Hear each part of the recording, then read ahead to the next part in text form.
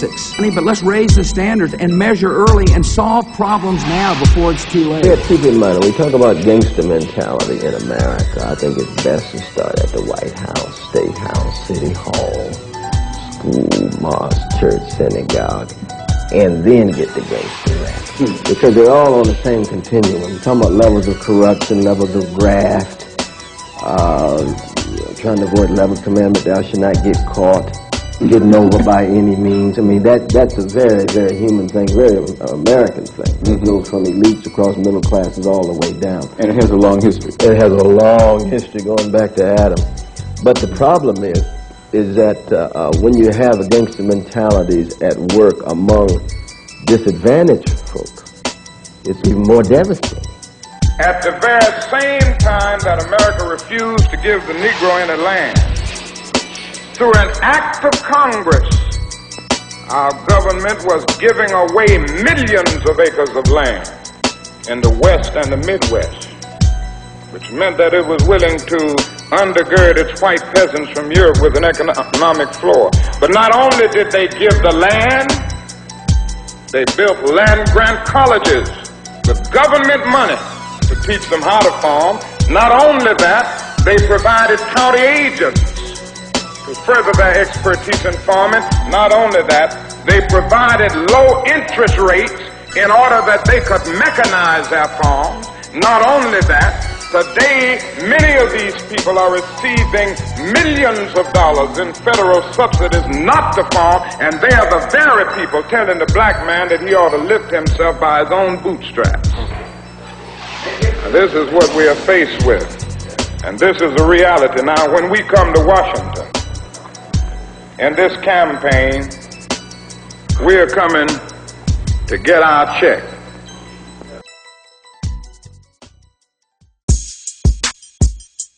Why is it important for black people to have a Miss Dollar? It is important because black people have to have, as everybody else, a starting point. You just can't spring up in Mississippi, Alabama, and Georgia like I did. You got to start from somebody. You got to start from somewhere. People are culturally bound. Tell me a person that exists outside of culture, and I'll tell you a person that does not exist. People don't exist outside of community. Of course not. So the question is, how do we sustain community and then engage in a mutually beneficial relationship with the rest of the world? And how do we sustain community so that we can sustain the power, the capacity to define, defend, and develop our interests and speak our own special culture truth to the world? We have overused the word black because black tells you how you look, but it don't tell you who you are. You can call an Italian white. That don't tell you anything about him. That it is bad for us to continue to just refer to ourselves as so-called Negro. That's negative. When we say so-called Negro, that's pointing out what we aren't, but it isn't telling us what we are. We are African, and we happen to be in America. We're not American. We are people who formerly were Africans who were kidnapped and brought to America. Now, if you tell the history of slavery right, you got a big problem on your hands. The slave trader didn't take some savage out of Africa. He took a human being. He sold him like an animal and separated him from his family. America invented the cruelest slavery in the history of the world because it broke up black families. After slavery was over, America kept breaking up the black man's family. And that's some awful history to teach. Now, if you want to look history right straight in the eye, you're going to get a black eye. Because it isn't important whether a few black heroes got lost or stolen or strayed in America's history textbooks. What's important is why they got left out. Now, this country has got a psychological history. There was a master race, there was a slave race. And though there isn't any political slavery anymore, those same old attitudes have hung around. However, that we're making progress in this country and worldwide? No. I will never say that progress is being made. If you stick a knife in my back 9 inches and pull it out 6 inches, there's no progress. You pull it all the way out, that's not progress. The progress is healing the wound that the blow made. And they haven't even begun to pull a knife out, much less try and heal the wound. They won't even admit the knife is there. Do you have any prediction you'd like to make? No. When we'll solve this? Cassius makes all the predictions. I want to say one thing. If a white man come to hear him, we got 40 million black people that love his music.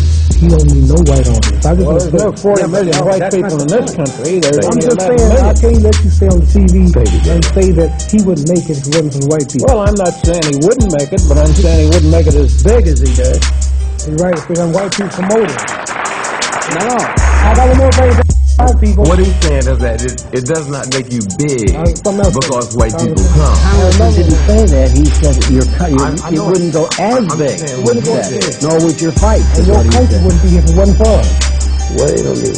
America wouldn't be nothing if it wasn't for my people slaving and working for 400 years. And you white people fighting in all of your wars. Yeah. Then you talk about if I did these white people cutting my fight and have no money.